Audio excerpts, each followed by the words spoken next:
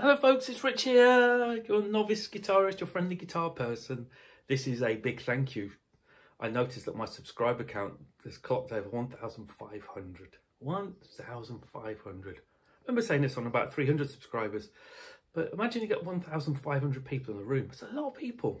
You know, I know there are YouTube channels with hundreds of thousands and millions. It's nothing, bigger scheme of things. But then again, I'm a complete talentless bloke using an iPhone to record ramblings. So for 1,500 people to have enough interest in my nonsense to press the subscribe button is super, super humbling. It really is. I'm just a regular, normal guy, and I'm grateful for the things around me. And I'm grateful for those people who chose to subscribe. I appreciate the channel's kind of changed a bit, hasn't it, really? When I first started during lockdown, I was buying guitars every 5 minutes, loads of Harley Bensons and all sorts of things, and just going on about them. I appreciate over the last, I don't know, at least 6 months, my guitar buying has slowed right down.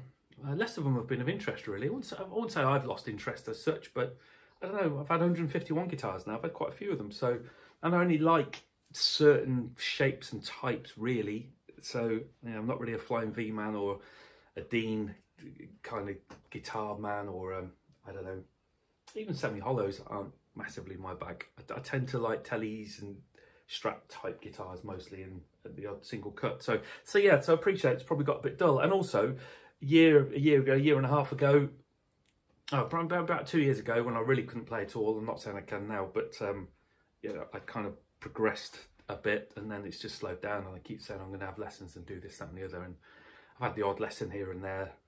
I'm just not really committed to it. So that's obviously must be pretty boring. As a watcher, it's a guy who's no longer buying and selling guitars all the time, and when he does and he tries one out, he's just playing the same as he did a year ago. So I totally get it.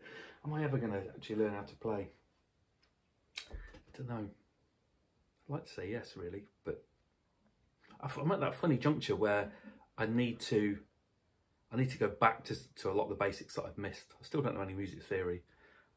My chord check, you know, if I played a song that had 4 chords in it for 3 minutes, could I keep time and change the chords?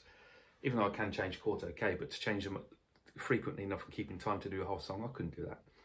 And lead stuff as well, I've got quicker than I was and what have you, but because I don't know any theory, I can play to key, but I can't always hit the right notes at the right time. So I would have to go back to metronoming and scales and learning a bit more.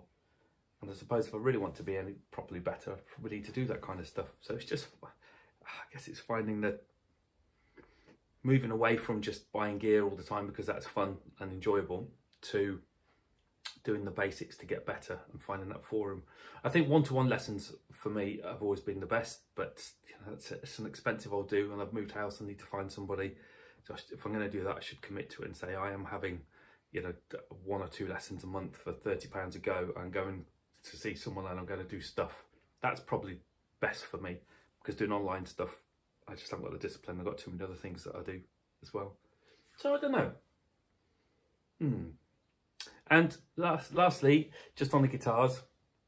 So the Cap 10 at the back, which you can't quite see, which I bought second hand and doesn't work, that is going off to Guitar Tech Tom. He's on holiday for a bit as well, so that's not actually going to make a physical noise for a good few weeks. So that's just sat there. I'm going to let Tom have my ML3 Pro. Whoop, here. Just needs a little bit of a setup, really. The action's just a bit higher than I want it to be, and whenever I start to fiddle with neck relief and saddles, I just make it worse. So I might as well let Tom have it and just give it his last little tweaks. I mean, it's fine as it is, really, but so then that leaves the ML1X and the ML1 traditional. Now, I was going to keep the ML1 traditional because I really like how that plays, and I was going to sell this, but obviously the frets on this need sorting out, but the pickups on this are higher output than they are on the other ML1, and they're a bit clearer sounding as well. So at sort of lower volume stuff, if you're going to play some Hank Marvin, or maybe some chilled out Dire Straits, or I don't know, bits of John Mayer or something on this, I think that's great. But as soon as you put some decent amount of overdrive or gain on it, those pickups, they're not so keen on it. But on this one, they deal with it. Obviously, it's got a super powerful humbucker in the bridge anyway. And even though the frets on this are sharp and it needs sorting out, this has grown on me to play as well. So I'm now thinking, in fact I put on the Chapman forum on Facebook the other day, should I keep this or should I keep that one and put a hot rails in the bridge instead, because I'm not too keen on single core bridge pickups. But yeah, I mean I could keep them both, but I could really do with a few pennies coming back in really, and I'd get probably a couple £100 for that traditional corner, which is nothing really for such a good quality guitar.